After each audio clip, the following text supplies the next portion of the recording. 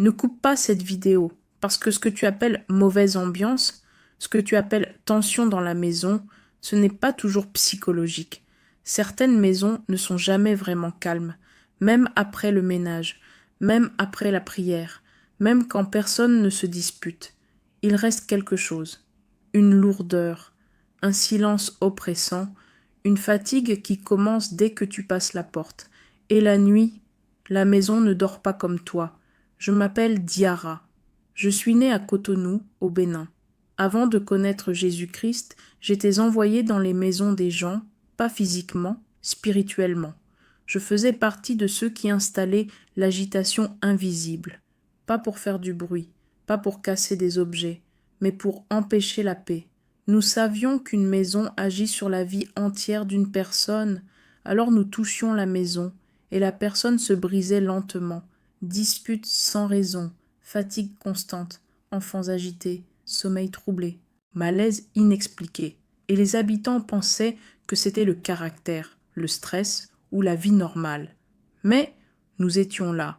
Aujourd'hui, Jésus-Christ m'a retiré de ces pratiques. Et si je parle, c'est pour détruire ce que j'ai aidé à installer.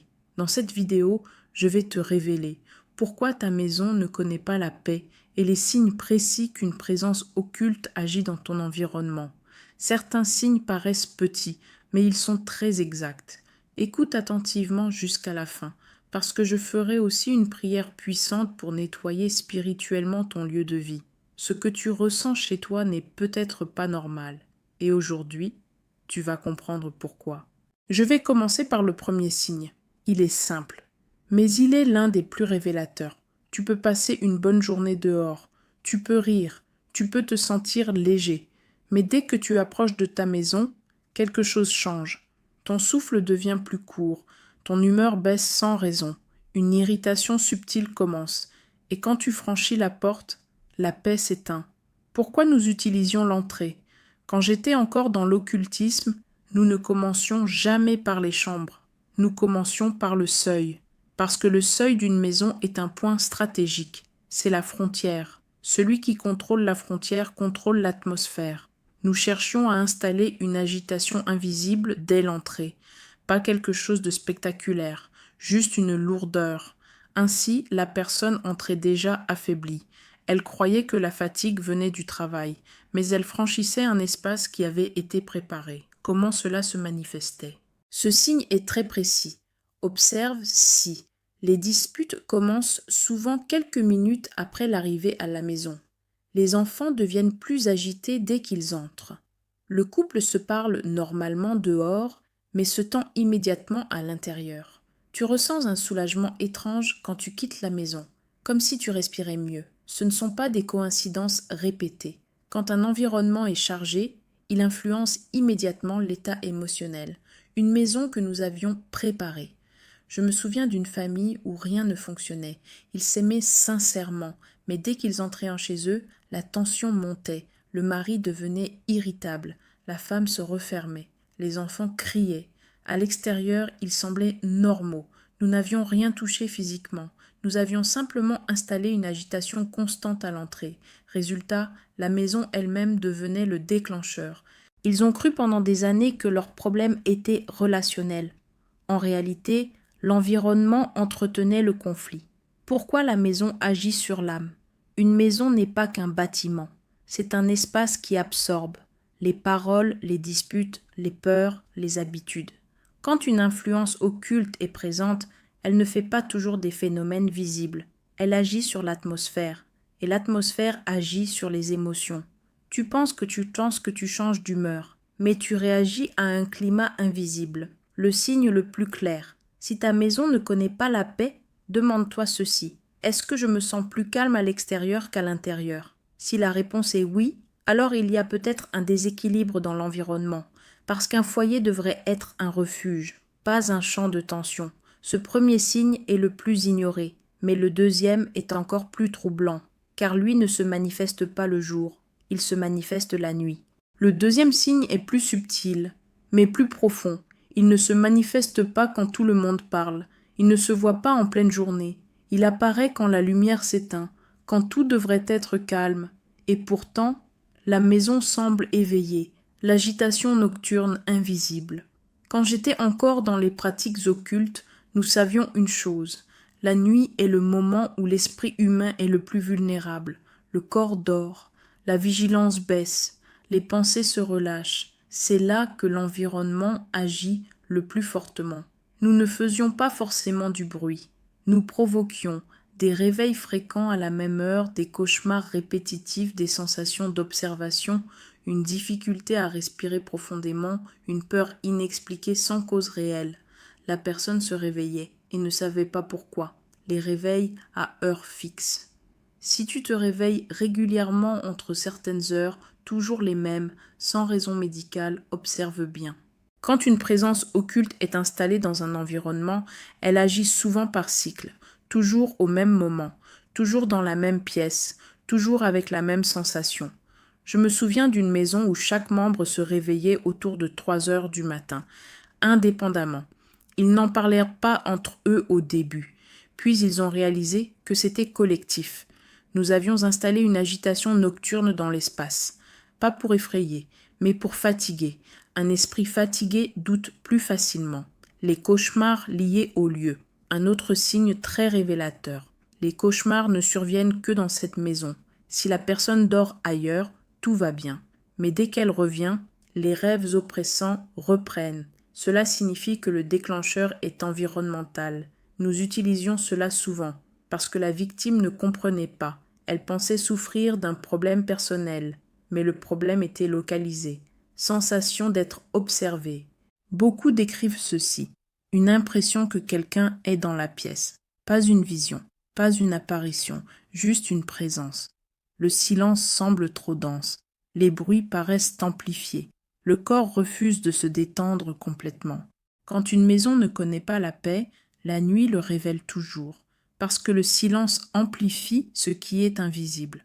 Pourquoi la nuit expose tout, la journée distrait, la télévision distrait, les conversations distraient, le travail fatigue, mais la nuit enlève les distractions.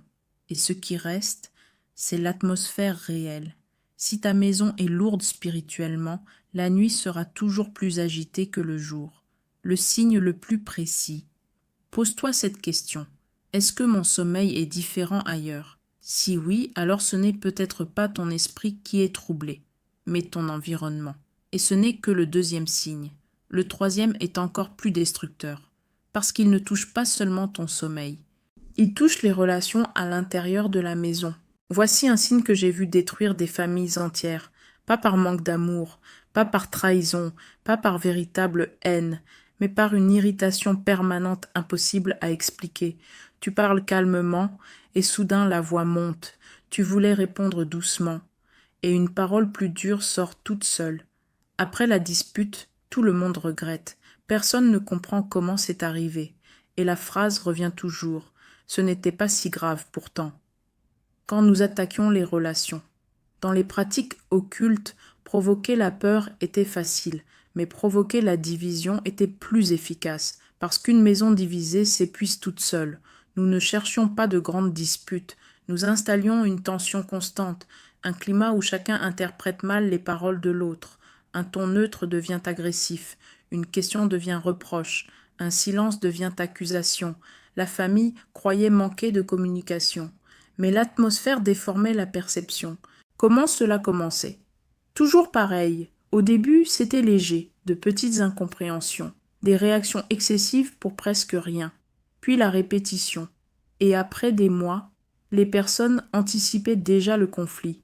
Elles entrèrent dans la maison prêtes à se défendre, même sans raison. Nous n'avions plus rien à faire. La maison entretenait la tension seule.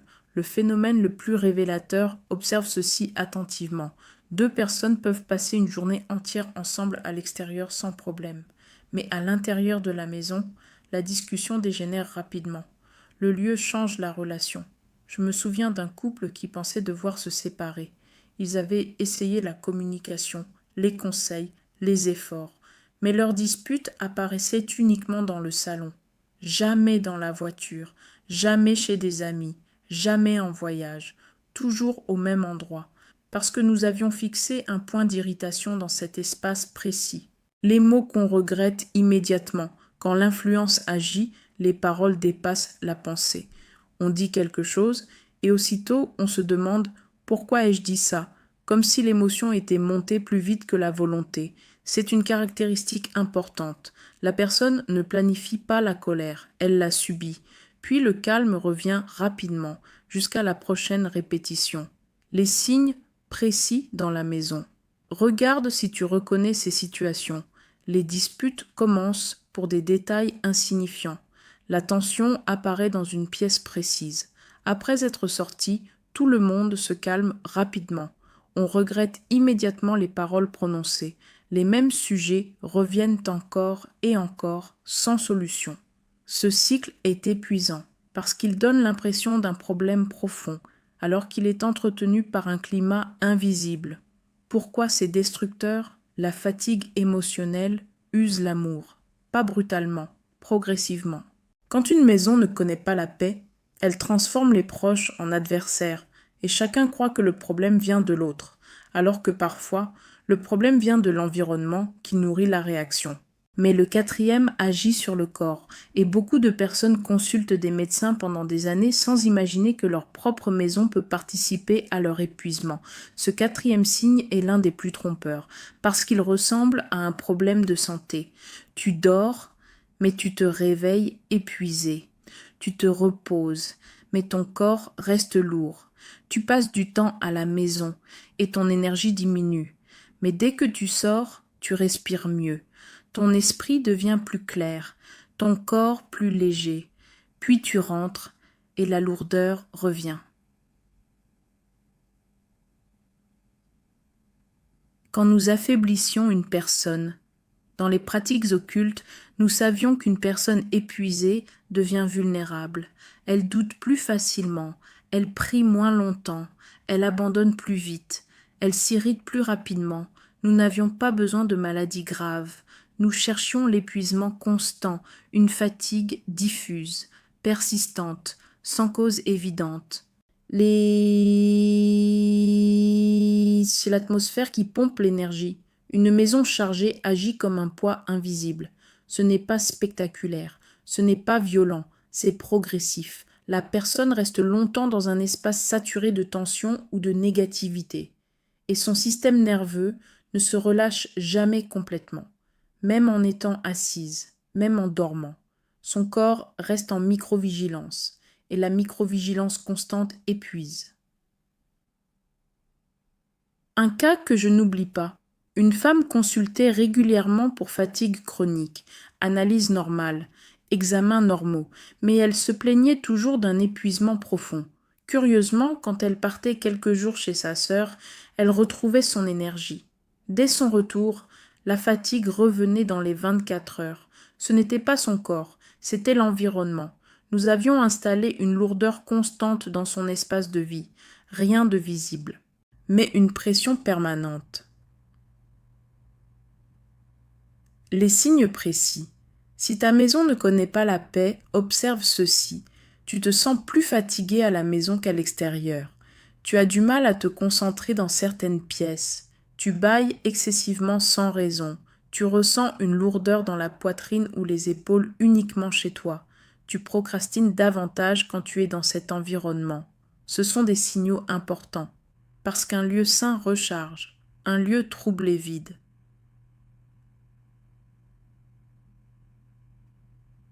Pourquoi le corps réagit? Le corps humain perçoit les tensions invisibles, même si l'esprit refuse de les admettre. Une atmosphère pesante maintient le système en état d'alerte discret, et une alerte prolongée fatigue.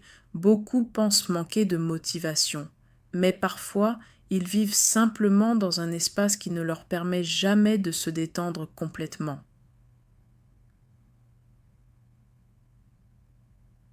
Ce quatrième signe attaque l'énergie, le cinquième attaque l'équilibre mental et lui est encore plus subtil.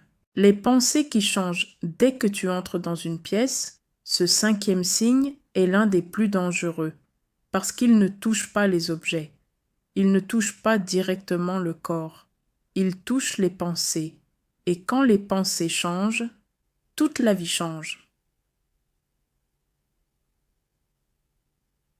Le phénomène que peu remarquent certaines personnes sont stables à l'extérieur. Elles pensent clairement, elles prennent de bonnes décisions, elles se sentent confiantes. Mais dès qu'elles entrent dans leur maison, ou parfois dans une pièce précise, leurs pensées deviennent sombres, doutes, autocritiques, souvenirs douloureux, idées négatives sur elles-mêmes, peurs irrationnelles. Et le plus troublant, ces pensées disparaissent souvent quand elles quittent l'endroit. Ce que nous faisions réellement. Dans les pratiques occultes, nous savions que contrôler un esprit directement est difficile. Mais influencer l'environnement qui entoure cet esprit est beaucoup plus simple. Nous cherchions à associer un lieu à un état mental, toujours le même coin du salon, toujours le même côté du lit, toujours la même chaise. Si la personne s'asseyait là, les pensées lourdes revenaient automatiquement. Après plusieurs répétitions, elle croyait que ses pensées venaient d'elle. En réalité, le lieu servait de déclencheur. Comment cela s'installait? Tout commence par un événement, une période difficile vécue dans une pièce, une mauvaise nouvelle reçue à un endroit précis, des disputes répétées au même endroit. Petit à petit, l'esprit associe l'espace à l'émotion. Et si une présence occulte est là, elle entretient cette association, elle amplifie les souvenirs, elle accentue les doutes, elle rend les pensées plus intenses que la réalité. Le cas d'un étudiant. Un jeune homme travaillait parfaitement bien à la bibliothèque, concentré, motivé, mais dans sa chambre, il se sentait incapable. Dès qu'il s'asseyait à son bureau, des pensées surgissaient. Tu n'y arriveras pas, tu es en retard, tu vas échouer.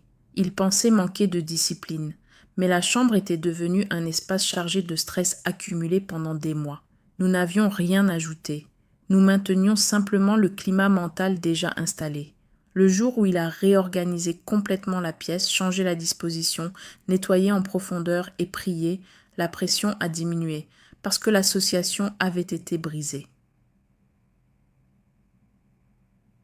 À les pensées intrusives localisées, voici un signe extrêmement précis. Les pensées négatives apparaissent dans un lieu spécifique, pas partout, pas toute la journée, mais dans une pièce particulière, et parfois même à un endroit précis dans cette pièce. Si tu changes d'espace, les pensées se calment. Ce n'est pas un hasard. Pourquoi cela fonctionne? L'esprit humain est sensible à l'environnement. Il enregistre les lieux comme des mémoires. Si une maison ne connaît pas la paix, elle peut devenir un amplificateur de pensée. Et une pensée amplifiée finit par sembler réelle. C'est ainsi que certaines personnes développent un découragement constant, une perte d'estime de soi, des peurs irrationnelles, une tristesse sans cause actuelle, alors que tout cela est déclenché par un environnement saturé. Ta cancer, le signe le plus révélateur. Pose-toi cette question. Est-ce que mes pensées changent selon l'endroit où je me trouve? Si oui, observe bien cet endroit, parce qu'une présence occulte agit rarement partout en même temps. Elle s'ancre, elle choisit un point stable, et elle travaille depuis ce point.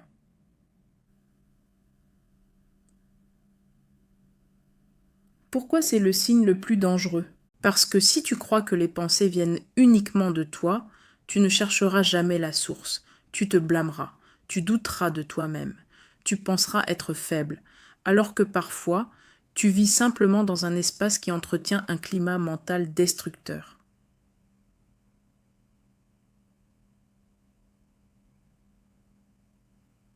Et ce n'est que le 5e signe. Le 6e est encore plus inquiétant, parce qu'il ne touche plus seulement l'émotion ou les pensées, il touche les événements eux-mêmes dans la maison. Les incidents répétitifs dans la maison. Ici, beaucoup de personnes commencent vraiment à s'interroger, parce qu'on ne parle plus seulement de sensations, mais de faits. Rien de spectaculaire, rien de digne d'un film, juste une accumulation d'événements étranges et répétés, toujours à l'intérieur de la maison. Ce que nous provoquions. Quand nous voulions installer un trouble durable, nous évitions les phénomènes visibles, trop évidents, trop effrayants. La personne aurait immédiatement cherché de l'aide. Alors nous préférions la répétition discrète, des incidents ordinaires, mais anormalement fréquents. Les petits accidents qui s'enchaînent, observe si chez toi il y a souvent des objets qui tombent sans raison claire, des verres ou assiettes qui cassent régulièrement, des appareils qui cessent de fonctionner l'un après l'autre, des ampoules qui grillent souvent dans une même pièce, des pertes inexpliquées d'objets toujours au même endroit. Un seul événement est normal. La répétition au même endroit devient un signal, une maison où tout se brisait. Je me souviens d'un appartement précis. La famille pensait être maladroite. Chaque semaine, quelque chose se cassait dans la cuisine. Toujours la cuisine, jamais ailleurs. Ils ont changé les meubles, les rangements, les habitudes.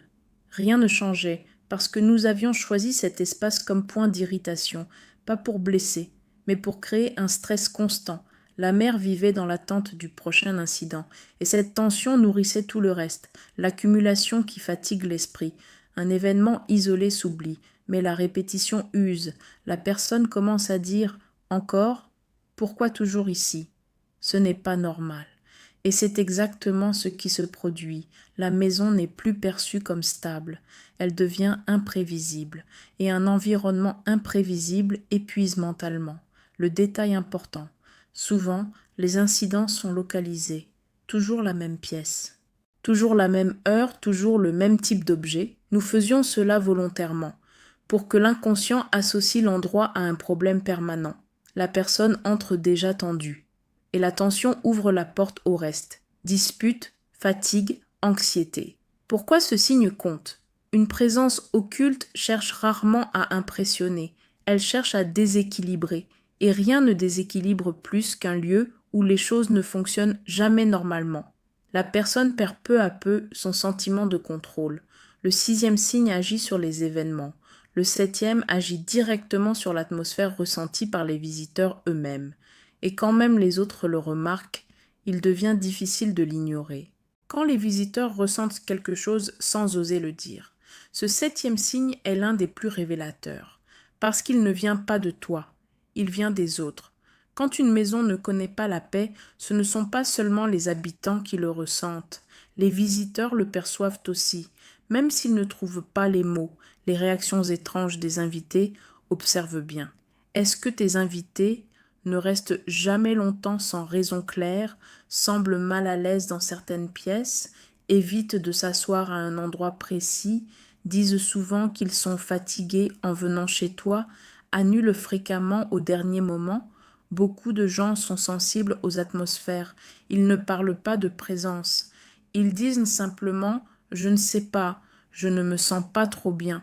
Ce que nous faisions, quand nous voulions isoler une personne, nous ne l'attaquions pas frontalement, nous travaillions l'environnement. Une maison chargée décourage les relations, les amis viennent moins, la famille s'éloigne, les rencontres deviennent rares, la personne pense que les autres ont changé, mais parfois c'est l'atmosphère qui repousse, une maison toujours vide. Je me souviens d'un homme très sociable. À l'extérieur, il était apprécié, mais personne ne voulait rester longtemps chez lui. Les conversations s'écourtaient. Les invités trouvaient toujours une excuse pour partir tôt. Il croyait que ses amis devenaient froids. En réalité, son salon était saturé d'une tension invisible installée depuis longtemps. Les visiteurs la ressentaient inconsciemment, et leur corps cherchait à quitter l'endroit. Les enfants sont souvent les plus sensibles.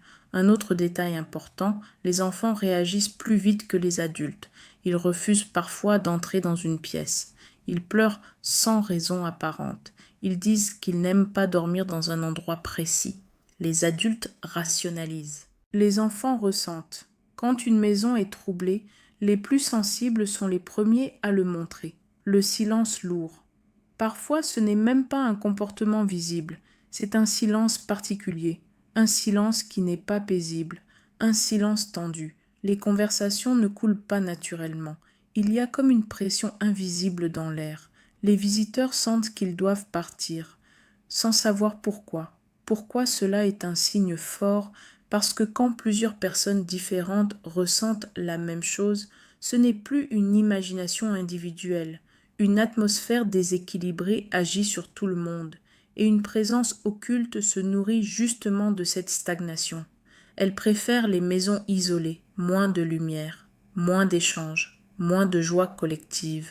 Quand tu ne te sens plus chez toi dans ta propre maison, Voici le dernier signe, et souvent le plus douloureux, parce qu'il ne concerne pas un bruit, ni un rêve, ni une dispute. Il concerne un sentiment, le sentiment d'habiter un lieu sans vraiment y appartenir. La perte du refuge.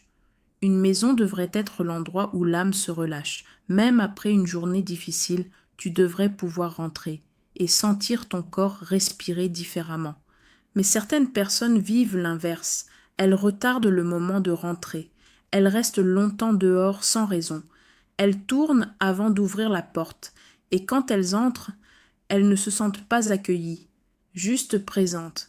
Ce que nous cherchions à créer dans les pratiques occultes, le but final n'était pas le bruit ni la peur, c'était le détachement, couper le lien entre la personne et son lieu de repos.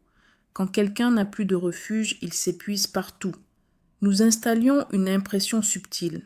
La maison devient étrangère, pas effrayante, pas menaçante, simplement pas familière. Les comportements révélateurs. Beaucoup ne le réalisent pas, mais ils commencent à rester longtemps sur le téléphone avant d'entrer, s'endormir plus facilement, ailleurs préférer travailler ou étudier hors de la maison, laisser la télévision allumée pour combler le silence, éviter certaines pièces sans raison logique. Ils disent « je ne suis pas bien chez moi », mais ils ne savent pas expliquer pourquoi. Une femme qui ne dormait jamais dans sa chambre. Je me souviens d'une femme qui dormait toujours sur son canapé. Sa chambre était confortable, rien n'y manquait, mais elle trouvait toujours une excuse pour ne pas y aller. Elle disait s'y sentir vide, pas peur, pas oppressée, vide. C'est exactement ce que nous provoquions. Quand le lien émotionnel avec l'espace est rompu, la personne ne se repose jamais profondément. Même en dormant, la maison devient un lieu de passage. Le signe ultime d'une maison troublée est celui-ci. Tu y vis, mais tu ne t'y poses jamais. Tu occupes l'espace sans l'habiter intérieurement. Tu attends toujours d'être ailleurs pour te sentir toi-même. Et avec le temps, cela affecte tout. L'humeur, les relations, la motivation, la stabilité émotionnelle, parce que l'être humain a besoin d'un lieu sûr. Quand ce lieu est perturbé, toute la vie devient instable. Pourquoi ce signe est le plus profond? Les autres signes alertent. Celui-ci transforme. La personne commence à croire que le problème vient d'elle. Je suis instable. Je ne me sens bien nulle part. J'ai besoin de partir. Alors que parfois, elle a simplement perdu la paix dans son espace de vie. Et quand la paix disparaît du lieu, elle disparaît peu à peu de l'intérieur. Tu as maintenant les signes complets. Si plusieurs correspondent à ce que tu vis, il est temps d'agir. Tu viens d'entendre les 8 signes, pas des phénomènes spectaculaires, pas des scènes de film, mais des choses progressives, silencieuses, répétitives. C'est exactement ainsi que nous opérions. Nous ne cherchions pas à effrayer, nous cherchions à fatiguer. Fatiguer les relations, fatiguer le sommeil, fatiguer les pensées, fatiguer l'âme, parce qu'une personne fatiguée finit par accepter l'agitation comme normale. Quand la vérité que j'ai découverte. Quand Jésus-Christ m'a racheté, j'ai compris quelque chose d'essentiel. Une présence occulte ne reste que là où elle trouve un espace non revendiqué. Elle agit dans le silence. Elle prospère dans le désordre émotionnel. Elle se nourrit de la répétition. Mais elle ne résiste pas à une autorité claire. La paix n'est pas seulement une sensation, c'est une décision spirituelle. Ce que tu dois faire concrètement, avant même la prière, fais ceci. Aère profondément ta maison. Nettoie les espaces négligés. Répare ce qui est cassé. Réorganise les pièces associées à de mauvais souvenirs. Supprime les objets qui entretiennent la lourdeur. Pourquoi? Parce qu'un acte physique renforce une décision spirituelle. Ensuite, prends autorité. Pas dans la peur, pas dans la panique. Avec calme. Si tu le peux, dis ces paroles à voix haute. Seigneur Jésus-Christ, aujourd'hui, je reprends autorité sur ma maison. Tout esprit d'agitation, de division, de fatigue ou d'oppression qui aurait trouvé un accès dans cet espace, je t'ordonne de partir maintenant. Je ferme toute porte ouverte consciemment ou inconsciemment. Je consacre chaque pièce, chaque mur, chaque entrée à ta paix et à ta lumière. Là où il y avait tension, installe le repos. Là où il y avait insomnie, installe le sommeil profond. Là où il y avait conflit, installe la douceur. Que ma maison redevienne un refuge. Au nom de Jésus-Christ, Amen.